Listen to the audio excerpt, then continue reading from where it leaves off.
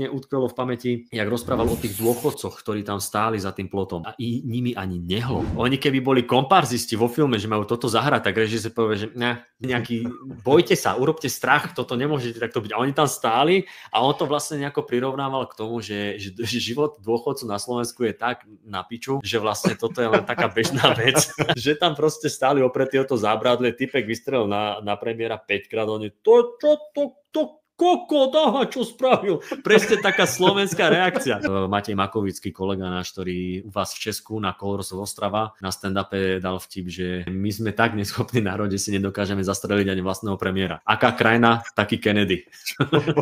Mne sa páči váš pohľad na naše veci, jak sme spomínali ten atentát, že ako sme tu z toho boli po atentáte, že ty kokos, čo teraz? Ale tí Česi sa na to pozerajú inak, že svine jedni. Boli sme, pár dní na to sme boli vystúpať v Opave a tam technik z toho divadla sa rozprával s našim produkčným. Som prišiel do tej konverzácie a počujem iba toho technika, ako hovorí tomu nášmu produkčnému, že ale jak sa nemohl trefiť z 5 metrů?